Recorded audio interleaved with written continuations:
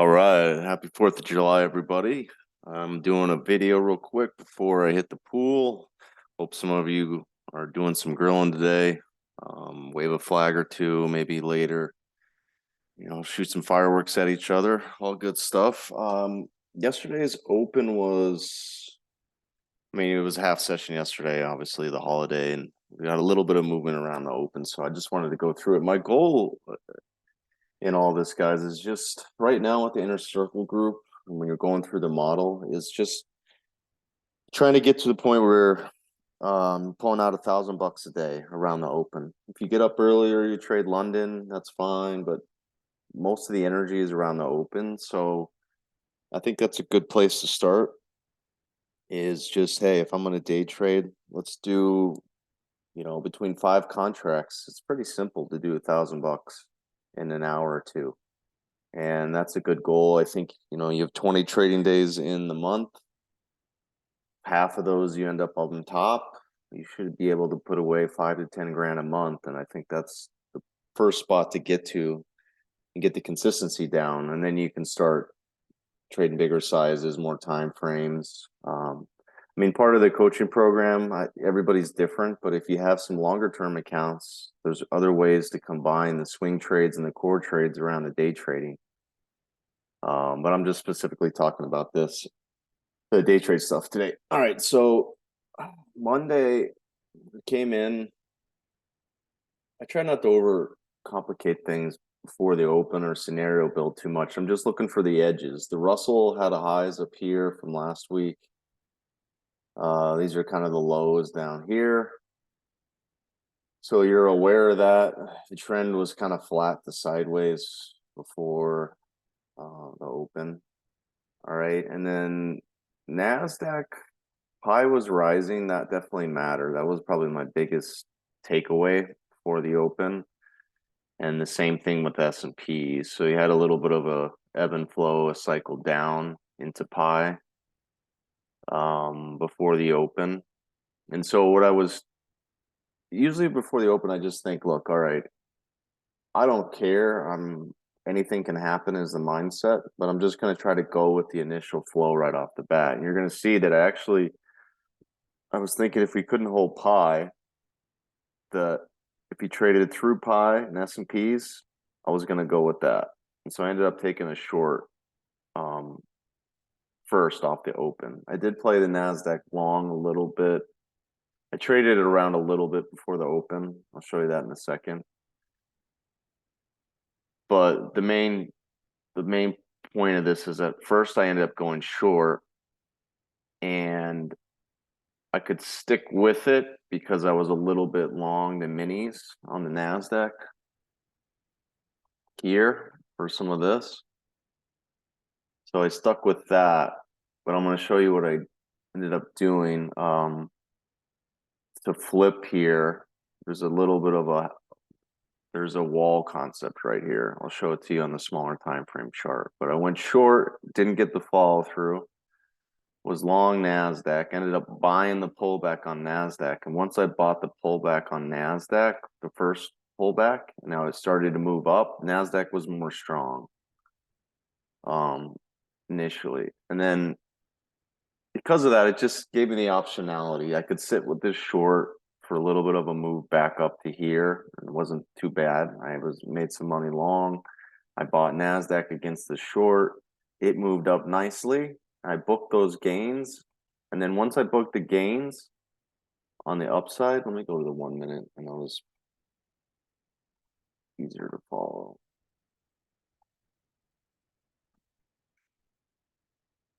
Today's session. I have to just show you on the chart I saved. I'll zoom in.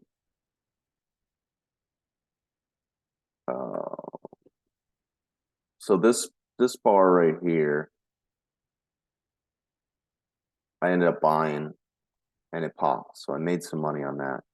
And then once I got out of my NASDAQ long and I'm dragging this short from here, I wasn't really inclined to let this keep going against me short because the I was looking more to play this trend. Look at the direction of the 8, guys. It's rising. That's the direction of your 1-minute trend. This 1-minute trend was up.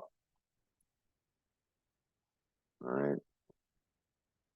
1-minute trend was up.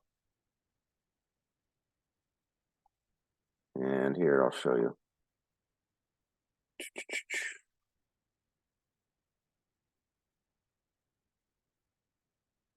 So this is me shorting S&P. This is the 1-minute chart. I had the tick chart up on a couple other slides. This is the 1-minute also. Okay, so here's Nasdaq Mini. So I was long a little bit first. That kind of set the stage for me shorting, made a little bit of money, and then I was like, all right, I can stick with this. Okay. And then I ended up buying Nasdaq at the same time. The fuller contract.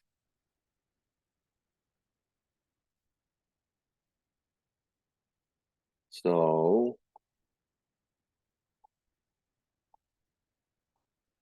here. So in that process of doing that, when I booked this gain, and I already made a little bit of money on the minis over here before. So I'm short here, and it's like, well, I don't really want to drag this short too far if I already booked some gains here and this 1-minute trend is up. I want to go with that. So I didn't panic up here on this initial move up. What I waited for, and this is what I wanted to highlight, was this wall concept. So here's the short below pi on the 5-minute. You didn't get any follow through. Okay. So you're aware of that. This created a wall for the bulls on the open. As the market cycled back to the highs on the 1-minute cycle, sorry, don't look at that one, this one. You have the drop into the wall, 50% retrace. That's where I covered that short after booking gains here. Okay.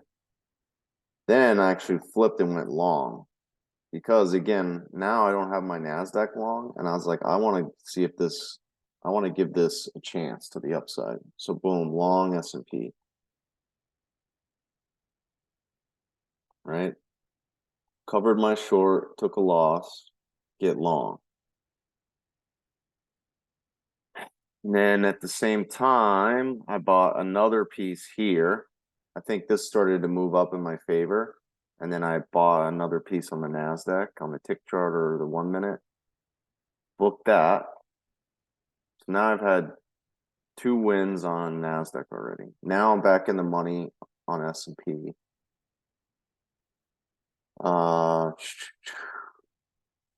Then I started to book gains after this long. So I think I bought another piece and then booked it into the high, booked it into the high. And then at the same time, I was playing NASDAQ minis long. I'll show in a second. So I was in and out even more, adding on this move up on the 1-minute. So I was adding, selling, adding, reducing, adding, reducing. But then ended up buying another cycle here long, took that off. Bought this cycle, boom, bought another one, took that off. And one other thing I was going to show is in this uptrend on the 1-minute, the adding and reducing, I was keeping an eye on the Russell as well. And the Russell, if you notice, I showed that the 5-minute had the top of the range was last week was up here. And so Russell dipped. I didn't do anything there. And then it just took off. So Russell was actually the strongest yesterday morning. But once I had made some gains on the long side, and I was already long S&P in and out, long NASDAQ in and out. Once we got up to here, around here, I was like, all right, I want to hedge that short and see if we can get a trade down. So again, the optionality of having both sides in the pairs trade is, all right, I made some money. This is up here towards the top of the range. The goal isn't to wait for this to short it, contrarian. The goal is to make money right out the gate and go with the immediate flow. Whatever's happening immediately right off the open, I want to be in that flow. So making money on S&P and NASDAQ into this high, then I'm a seller. Much better way to do it. So you make money on the way up, ideally, into a contrarian high or resistance, and then you pull some money out on the other way, on the other side of that on the way back down, contrarian. And see if I can show that. So that's me, NASDAQ. Here's the minis. Again, I'm pretty active there. On the tick chart, I'm using minis. I'm pretty active. In, out, buy, sell, buy, sell, buy, sell, buy, sell, buy, sell, buy, sell, buy, sell. So some gains there, but it just, those add up. Those add up. It keeps you in the ebb and flow, kind of like itches that need to want to be involved in every cycle. So that doesn't pay as much as getting long on the 1 minute cycle, the NASDAQ. Picking a good few spots on the NASDAQ pays out more, obviously. But anyway, that was that one. And then I think I have the Russell also.